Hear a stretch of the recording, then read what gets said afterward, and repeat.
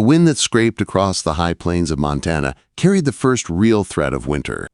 It was a lean, hungry wind, smelling of snow and distant pine, and it bit through Cole Turner's worn duster like a curse.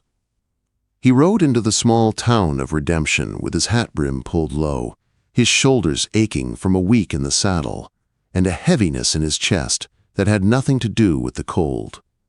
The last town and the corrupt sheriff he'd left hogtied for the federal marshals were memories he wanted to bury under a long, quiet winter. Redemption looked like the right place for it. The town was little more than a muddy street lined with weathered wooden buildings, a place where folks were more worried about the coming snow than the troubles of strangers. Cole swung down from his horse, the leather saddle groaning in the cold air. His mount, a sturdy, rangy gelding named Dusty, blew out a puff of steam into the twilight. Cole's hand moved gently along the horse's flank, a touch soft and careful, despite the roughness of his scarred hands. He was a man built of hard lines and tired eyes, the kind that had seen too much of what men were capable of. Justice, he'd learned, never left a man clean. Inside the livery, the air was thick with the scent of hay and horse. An old man with a beard like tangled roots took Dusty's reins. "Just passing through?" the old man asked, his voice dry as desert dust. "Wintering here, if I can find a place," Cole said. "Boarding house is run by Widow Pritchard," the liveryman muttered. "She's particular, but there's rooms. Town's quiet, except for the talk." Cole paused, unbuckling his saddlebag. "What talk?" "Runaway bride," the man said, spitting tobacco juice into the dirt. "Supposed to marry a cattle baron over in Silver Creek. Girl bolted before the vows. Fella's name is Silas Croft." "Not a man you want to cross." Cole's hand froze mid-motion. A runaway bride. Trouble had a way of finding him, especially the kind that wore a woman's face. He paid the liveryman, slung his saddlebag over his shoulder, and stepped out into the cold again. He wanted a quiet winter, but quiet never seemed to want him. Widow Pritchard's boarding house was as gray and unforgiving as its owner. The woman who answered the door looked him over from boots to hat brim, her mouth pinched tight with suspicion. "Looking for a room," he said evenly, weakly in advance. She snapped, but she stepped aside to let him in. The room was small, clean and cold. A narrow bed, a wash basin, and one window overlooking the muddy street. It would do. He dropped his gear and headed to the saloon for a hot meal and a drink to warm his bones. The saloon was noisy, filled with smoke and the smell of beer and frying meat. Men crowded near the stove, their talk low and mean. As the liveryman had warned, the talk was about the runaway bride. "Bought and paid for," one man slurred. "An orphan girl. Croft paid the preacher who raised her good money. Fool girl ran off. Ungrateful. Maybe she found a better offer," another sneered, earning a round of ugly laughter. Cole sat alone at the far end of the bar, nursing his whiskey. He'd heard men talk that way all his life, about women like they were cattle to be branded and sold. Every word clawed at a wound that had never healed, the ghost of a girl named Sarah who had begged him once to save her from a marriage she didn't want. He hadn't listened then. He'd learned too late that obedience could kill a soul just as surely as a bullet. He was halfway through his drink when the stagecoach rolled in. The saloon doors swung open, and a gust of icy air swept through, carrying a silence that swallowed the room whole. She stood there, small, trembling, framed by the doorway like a figure in a dream. Her hair was dark honey, loose and wind-tossed, and her wool traveling dress was damp with snow. She clutched a worn velvet bag to her chest as her hazel eyes scanned the room, looking for mercy and finding none. Every man's gaze turned hungry. The painted women by the bar looked her over with a mix of pity and contempt. She was young, too fine for this place, and too alone. "I need a room," she said softly to the bartender. "Just for tonight." Quote.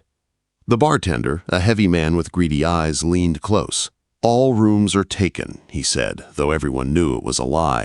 "What about the boarding house?" she asked. "Widow Pritchard don't take your kind," he sneered. "Runaway brides aren't respectable folk." Her cheeks flushed with anger. "I've done nothing wrong." "You ran from your husband-to-be. That makes you damaged goods." Laughter rippled through the room. A man near the stove called out, "I got a place for her, real warm." She stiffened, her chin lifting in defiance even as her hands trembled. "I would rather freeze in the street." She turned and walked out, the laughter following her into the cold. Cole's jaw tightened. He saw his sister's face in hers, heard Sarah's last plea in the echo of that girl's footsteps.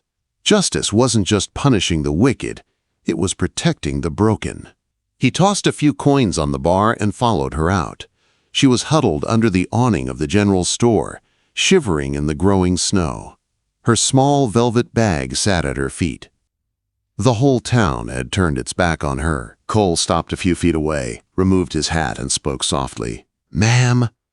She looked up, wary, her eyes sharp with fear. She expected another insult, another proposition. "I've got a cabin a few miles out," he said. "It's warm, there's food, you can have the bed, I'll take the floor." Her voice came small and hesitant. "Why?" "Because it's snowing. Hard," he said simply, "and no one should freeze on a night like this." She studied his face, searching for the lie. There was only weariness there, and something else. Something like honor. "What do you want in return?" she whispered. The question hit him like a punch. He looked her straight in the eyes. "I don't take advantage of the weak," he said. "You're safe with me." For a long moment she said nothing, the snow falling between them. Then, at last, she nodded. "All right." He gave her space, walked to fetch his horse, and when he came back, she was still standing there, a fragile figure in the snow. He lifted her gently onto Dusty's back, climbed up behind her, and said quietly, "Hold on. It's a rough ride." Quote, as the storm closed around them, the lights of redemption vanished into the white darkness behind. The wind howled through the pines as the snow thickened, swirling around horse and riders like ghosts. Ava Monroe sat rigid in front of Cole Turner, her fingers gripping the saddle horn. She could feel the steady strength of him behind her, the warmth of his chest, the slow rhythm of his breathing. Each step of the horse jolted through her bones. She'd never been this close to a man before. Not without fear, not without wanting to run. But something in Cole's stillness made her feel, if not safe, then less alone than she had in a long time. When they reached the cabin, it stood like a dark square of salvation in the storm, logs stacked tight, a stone chimney rising into the night. A thin plume of smoke curled from the top, the promise of warmth. Cole helped her down, his hands rough but gentle. She was shaking so badly she could hardly stand. "Inside," he said softly, leading her toward the door. The room was small but clean, a single bed piled with furs, a sturdy table, a stone fireplace with dying embers. Cole closed the door against the wind, dropped the bar into place, and moved to stir the fire. His broad back blocked the cold draft as he fed kindling into the hearth. Flames flared, washing the cabin in orange light. She stood near the door, clutching her velvet bag like a lifeline. Every instinct told her to stay alert. Men were dangerous when they were alone with a woman. The preacher's wife had told her that enough times. Cole looked over his shoulder, reading the tension in her stance. "There's coffee on the stove," he said quietly, "and some stew from last night. It's not much, but it's hot." She hesitated, then crossed the floor and knelt by the fire. The warmth hit her face, almost painful after so much cold. Her fingers thawed in trembling fits. "Thank you," she whispered. He nodded once, saying nothing more. He hung his coat on a peg, checked the window, and then began cleaning his pistol, his every movement slow and deliberate, as if he was giving her space. The silence stretched between them, broken only by the crackle of fire and the soft hiss of the snow outside. Ava poured a little stew into a tin bowl. The smell of meat and onions made her stomach twist with hunger. She ate quickly, her eyes darting to him every few seconds. He never looked at her directly, only spoke once to ask, "You warm enough?" She nodded, yes. When the bowl was empty, exhaustion hit her like a weight. Her dress was still damp from the snow. The chill clung to her skin. Cole noticed. He stood and turned his back to her. "You should get out of those wet clothes," he said. His voice was low but firm. "There's another blanket on the bed. You can use it for privacy." Her breath caught. No man had ever spoken to her like that, with respect, but also with finality. She hesitated, then saw that he had sat down facing the fire, his back turned fully. Trust, she realized, was a strange and fragile thing. She clutched the extra blanket and moved behind the bedpost, her hands fumbling with the buttons of her dress. She changed quickly, every sound of fabric a thunderclap in the small cabin. When she finally sat down again, wrapped in the thick fur, Cole hadn't moved. He was still cleaning his gun, his face unreadable in the flickering light. She stared at him across the fire, the flames painting him in gold and shadow. He looked like a man carved from stone, strong, weary, and quietly haunted. After a long silence, she found her voice. "Do you think less of me?" she asked softly. "Because I ran?" He stopped, the pistol resting across his knees. His eyes met hers, calm but deep, like the sky before a storm. "No, ma'am," he said.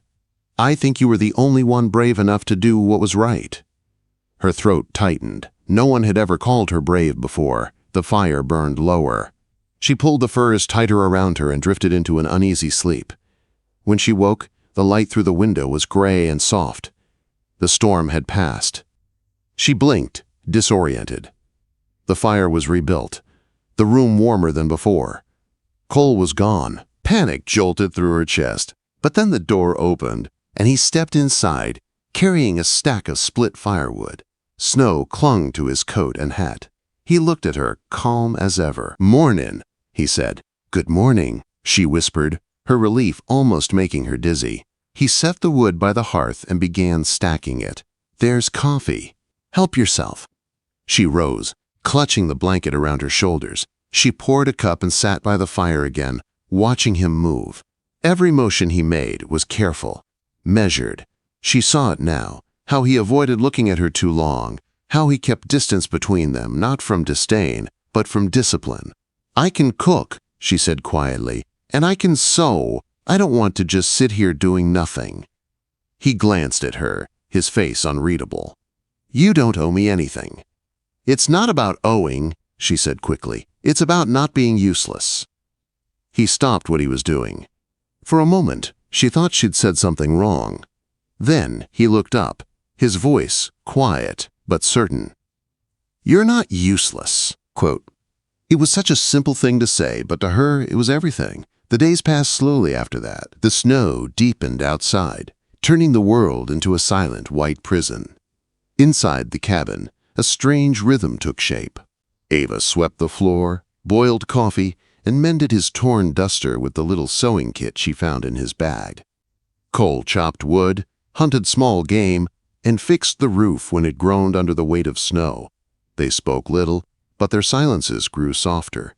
One evening, as she was washing their tin plates, she began to talk, quietly at first, then faster, the words tumbling out like water from a broken dam. She told him about the orphanage, about the pastor and his wife, about being promised to Silas Croft like a piece of property. "I couldn't do it," she said, her voice shaking. "I saw his eyes, cold, dead. They said I was lucky, that I should be grateful, but I knew if I married that man it would kill something inside me." Cole's jaw tightened. He said nothing, just listened, his hands still as stone. When she finally fell silent, he spoke in a low, steady voice. "You did the right thing." "The whole world thinks I did the wrong thing," she whispered. He stared into the fire. "The whole world's wrong, plenty." Her eyes met his across the flames. For the first time in her life, she believed it. Outside, the storm began again, wind shrieking through the trees, snow pounding the roof. Inside the cabin, the fire crackled, and two lonely souls sat in its glow, the air between them thick with something neither of them dared to name. By the third night of the blizzard, the cabin felt smaller than ever. The storm roared outside like a living thing, battering the walls, making the wooden beams groan. The fire burned low, throwing long, shifting shadows across the room. Cole sat on the floor by the hearth, sharpening his knife in slow, rhythmic strokes. the steel whispering against the whetstone. Ava sat on the edge of the bed, pretending to read a tattered almanac she had found, but she wasn't seeing the words. She couldn't stop watching him. The steady hands, the calm strength in the set of his shoulders, the faint silver scar she had glimpsed when he chopped wood earlier that day. He was a mystery to her. Quiet, disciplined, and yet so full of unspoken hurt. She thought of the nightmare she'd overheard the night before, when he had cried out a name in his sleep. Sarah. The sound of it had broken something inside her. Whoever she was, that name haunted him, the way her own past haunted her. Ava closed the almanac. The silence in the cabin was too thick to bear. She stood slowly, gathering the spare blanket from the bed. Her feet made no sound on the wooden floor as she crossed the space between them. Cole looked up when she came near, his hand stilling on the knife handle. His eyes met hers, questioning. She said nothing. She knelt beside him and draped the blanket over his shoulders. He flinched slightly, unused to the touch, but didn't pull away. The warmth of the fire painted his face in amber light, highlighting the rough lines and quiet sadness etched into it. Ava's heart beat hard in her chest. She sat beside him, close enough that their knees brushed. The air between them felt charged, alive. The storm howled louder, as if trying to drown the silence that stretched between them. Her hand trembled as she reached out, resting it lightly over his, the one holding the knife. His skin was rough and warm. He looked down at her hand, then at her face. She drew a breath that shook. "I don't want to be a virgin tonight," she whispered. The words trembled, fragile and brave all at once. The sound of the storm vanished. The only thing left was the fire, the knife, and the space between them. Cole went still. His jaw tightened. His breath came hard through his nose. He looked at her, not like a man looks at a prize, but like he was standing on the edge of a cliff, afraid to fall. She saw the battle in his eyes, the code that had kept him upright his whole life, warring with a longing he'd buried deep. For a long moment, neither of them moved. Then, she lifted her other hand and touched his cheek. His skin was rough, the stubble scratching her fingertips. "I just want someone to care," she said softly, her voice breaking. "Just once, without hurting me." Her words hit him harder than any bullet. They were not a plea for passion. They were a plea for kindness, for mercy, for something the world had denied her. Cole's eyes closed for a heartbeat, then opened again, full of something fierce and unguarded. He set the knife aside, pushed himself to his feet, and crossed the few steps to the door. He reached for the heavy wooden bar and slid it into place with a dull, solid thud. The sound was final, but not threatening. He wasn't shutting her in. He was shutting the world out. When he turned back to her, the firelight caught his face, softening it, erasing the years of pain. He knelt before her, his hands trembling slightly as he reached up to cup her face. "You sure about this?" he asked, his voice rough, almost a whisper. She nodded, tears glimmering in her eyes. "Yes?"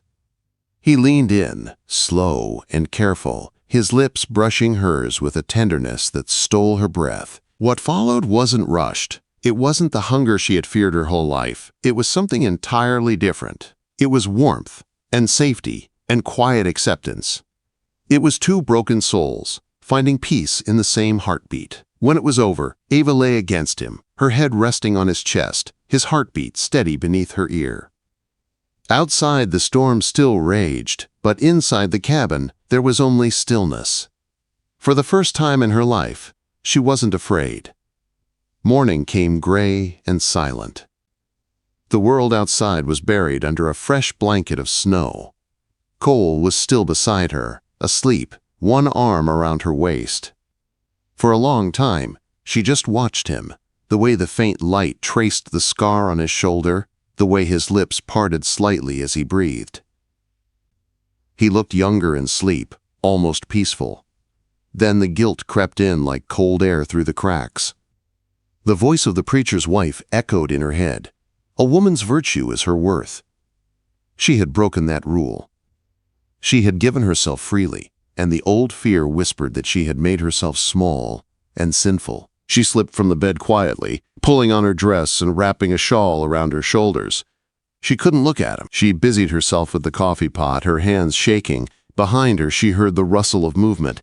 His quiet voice came, deep and gentle. "You don't owe me guilt, Ava." Her breath caught. She turned, and he was standing there by the fire, shirt half buttoned, eyes soft but sure.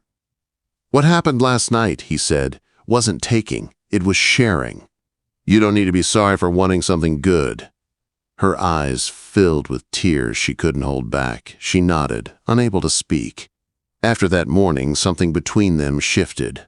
It was as if the storm had stripped them of all their defenses. They talked more. They smiled more. She read to him in the evenings from the old almanac, and he taught her how to play cards. Their laughter came easier, like the sound of something healing. When the snow finally began to melt, he saddled Dusty to ride into town for supplies. She watched him from the doorway, worry gnawing at her heart. "You'll come back?" she asked. "I'll always come back," he said, and meant it. But redemption was no longer safe. In town, Cole overheard talk of a bounty, a $500 reward for the return of a runaway bride named Ava Monroe. Silas Croft's men were searching every settlement in Montana. Cole rode back to the cabin hard, snow spraying under Dusty's hooves. When he burst through the door, Ava looked up from the hearth, alarmed. "Cole, what is it?" Quote, "There's a bounty," he said, grabbing his gun belt and pack. "Croft sent men after you. We have to move." Fear flashed across her face, but she didn't argue. Together they packed what little they had. As Cole fastened the saddlebags, Ava touched his arm. "You could leave me," she whispered. "Save yourself." He looked at her, his eyes dark and steady. "I already lost one woman who needed me. I ain't losing another." That night, as they rode north under a cold, empty sky, Ava rested her head against his back. The stars stretched endless above them. The world vast and dangerous ahead. But she no longer feared it. Not while she was with him, and as the miles fell away beneath the horse's hooves, she whispered the only truth that mattered anymore. "I'm not running anymore," she said softly. "I'm choosing." Cole heard her words carried on the wind, and for the first time in years the burden in his chest eased. He reached back, his hand finding hers in the dark, and gave it a firm, silent squeeze. Somewhere behind them, the town of Redemption faded into the distance. Ahead, the long horizon waited, cold, uncertain, but wide open. Two souls who had nothing left to lose were finally free.